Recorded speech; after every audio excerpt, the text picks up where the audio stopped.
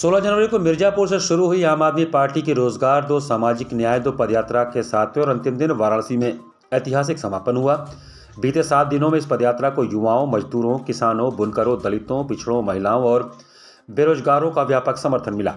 गुरुवार को सारनाथ में दर्शन के बाद पदयात्रा का समापन हुआ, जिसके बाद लाल बहादुर शास्त्री घाट सिकरौल में विशाल जनसभा आयोजित की गई।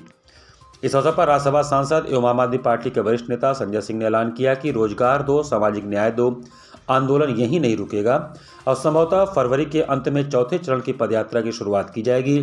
जिसमें जनता की और भी बड़ी भागीदारी सुनिश्चित की जाएगी। 7वें व अंतिम दिन संजय सिंह के नेतृत्व में पदयात्रा दोपहर 12 बजे गोकुल निकुंज बैंक्वेट हवेलिया चौराहा सारनाथ वाराणसी से प्रारंभ होकर लगभग 1.5 किलोमीटर चलने के बाद सारनाथ मंदिर पहुंची। पूरे मार्ग में लोगों ने फूलों की वर्षा, नारों और स्वतः स्फूर्त सहभागिता के साथ पदयात्रा का स्वागत किया।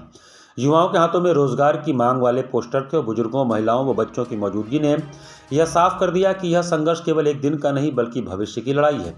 सारनाथ मंदिर दर्शन के उपरांत संजय सिंह लाल बहादुर शास्त्री घाट सिकरौल नदेसर वाराणसी पहुंचे, जहां उन्होंने विशाल जनसभा को संबोधित करते हुए कहा कि आज की राजनीति में शिक्षा, स्वास्थ्य, बिजली, पानी, सड़क, खाद्य और रोजगार जैसे असली मुद्दों को जानबूझकर हाशिए पर धकेला जा रहा है। उन्होंने कहा कि देश में नफरत की राजनीति इसलिए कराई जा रही है ताकि जनता अपने सवाल न पूछ सके।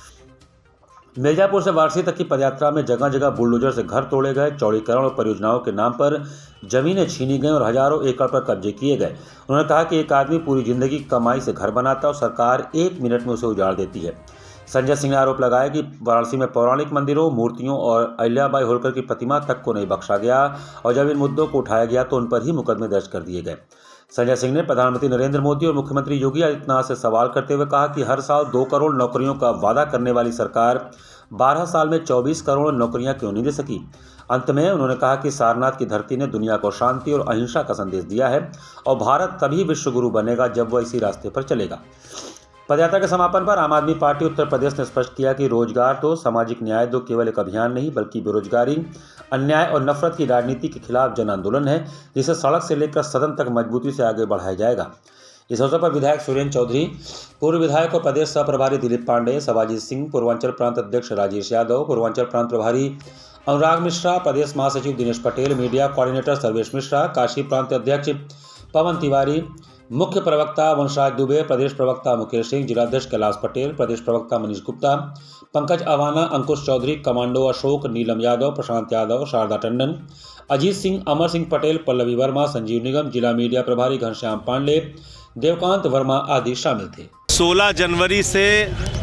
ये पदयात्रा शुरू हुई थी, रोजगार दो, सामाजिक न्याय दो, शहीद उद्यान मिर्जापुर से, और इसका समापन आज सारनाथ में काशी में हुआ।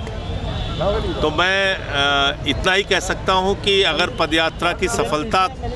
की बात मैं करूं तो रास्ते भर जो लोगों का समर्थन मिला,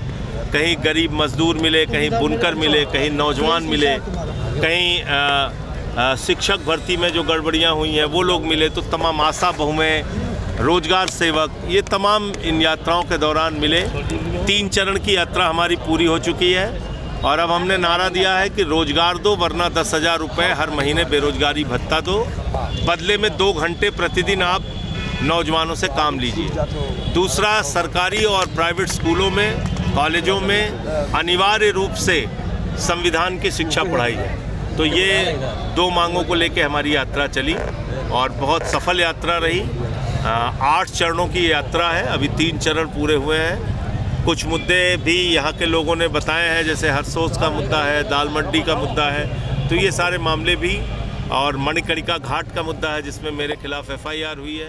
तो ये सारे मामले भी देश की संसद में और प्रधानमंत्री के सामने